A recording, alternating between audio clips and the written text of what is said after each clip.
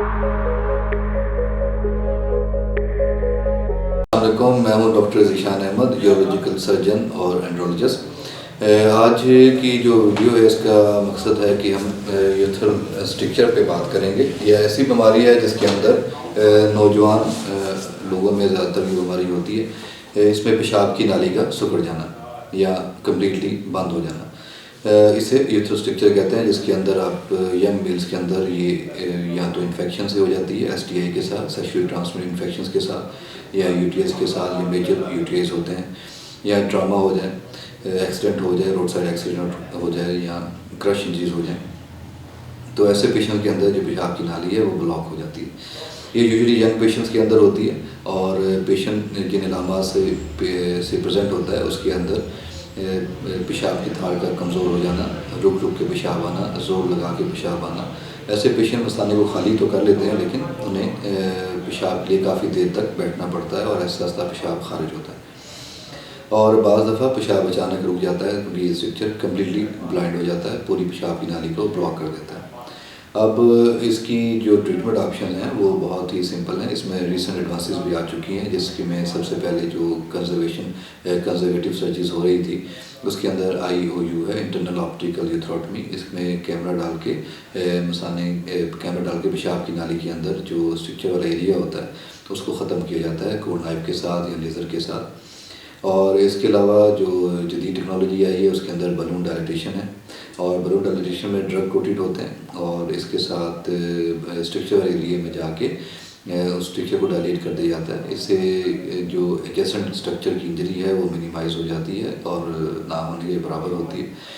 और इसके साथ ये है कि आपकी इसके साथ ड्रग कोटेड भी होता है, जो ड्रग वहाँ पे जज्ब हो जाती है, जिसकी वजह से रिकरेंस होने के, दोबारा होने के स्ट्रक्चर के चांसेस भी बहुत हद तक कम हो जाते हैं।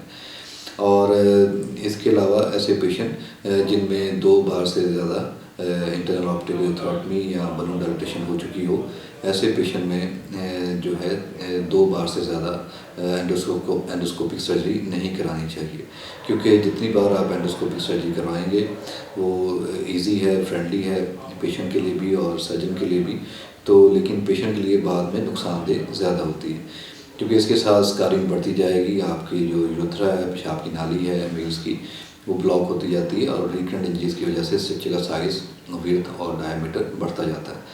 और अगर ऐसे पेशेंट जो 2 बार से ज़्यादा यहाँ सर्जरीज हो चुकी हों तो उनको हरगिज़ एंडोस्कोपिक सर्जरी, IOU या बलून डायलिटेशन नहीं करवानी चाहिए। ऐसे पेशेंट को ओपन सर्जरी, यूथ्रोप्लास्टी, एंट्रोनास्मोसिस या ग्राफ्ट, जिसमें हम सब्स्टिट्यूशनल ग्राफ्ट लगाते हैं या फ्लैप लगा सकते हैं, तो ऐसे पेशेंट को यूथ्रोप्लास्टी की तरफ आना चाहिए। और ये सबसे बड़ी अहम जो मैसेज है जिसमें मैं स्ट्रेस दूंगा आज, कि अगर 2 बार से ज़्यादा आपकी कैम में सर्जरी हो गई है ऐसे मेल्स की, तो हरगिज़ वो एंडोस्कोपिक सर्जरी की तरफ ना जाएं, वो ओपन सर्जरी करवाएं। और ऐसे सेंटर जहाँ पे ये रूटीनली हो रही है, हाई बर्डन वॉल्यूम है, वहाँ पे तशरीफ़ लाएँ ताकि उनकी जो यूथ्रा की नाली है उसको ओपन सर्जरी के साथ खोले जाए। अगर हम रिजल्ट्स की बात करें, और ऐसे पेशेंट जिन्होंने कैमरे के साथ सर्जरी करवाई हो, और ऐसे पेशेंट जिन्होंने ओपन सर्जरी करवाई हो, क्योंकि वो इंडिकेशन बन जाती है एक स्टेज के ऊपर, तो अगर कैमरे के साथ सर्जरी की जाए तो उनके रिजल्ट 37% से 40% तक सक्सेस रेट होता है फॉर 1 ईयर।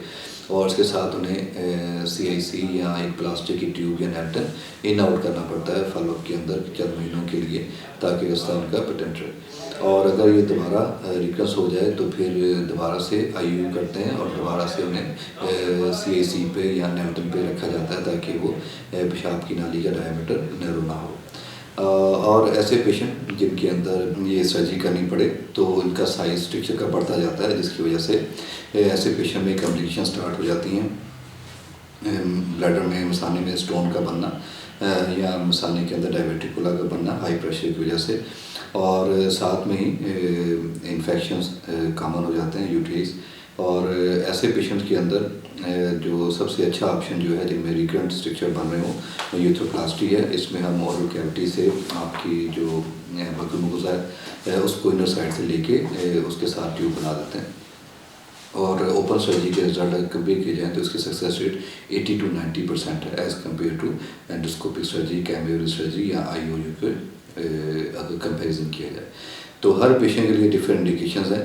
और सबसे अहम पॉइंट जो मैं बताना चाहूँगा कि ऐसे पेशेंट जो 2 बार से ज़्यादा जिनकी सर्जरी हो चुकी हो, इंटरनल ऑप्टिकल यूथेरोटॉमी हो चुकी हो, वो पेशेंट दोबारा कैमरे से सर्जरी हरगिज़ ना करवाएं और अपने करीबी सर्जन यूरोलॉजिस्ट जो यूथोप्लास्टी कर रहे हों उनसे रब्ता करें ताकि उनको एक मुस्तकिल क्योर मिल सके स्ट्रक्चर से, पेशाब की नाली से। और ये सबसे जो ख़तरनाक बीमारी यूरोलॉजी में जिसे कहा जा सकता है वो है, और इसकी बड़ी एहतियात से सर्जरी करनी पड़ती है ताकि इसका रिकन्स्ट्रक्ट ख़त्म किया जा सके और CIC से भी जो नेटन इन आउट करते हैं उससे भी पेशेंट की जान छूट सके। उम्मीद है कि आपको ये वीडियो काफ़ी पसंद आएगी और ऐसे पेशेंट जिनको बीमारी है उनके साथ इस वीडियो को लाजमी शेयर करें ताकि ये मैसेज हमारा उन तक पहुँचे और वो अपनी प्रॉपर ट्रीटमेंट ले सकें।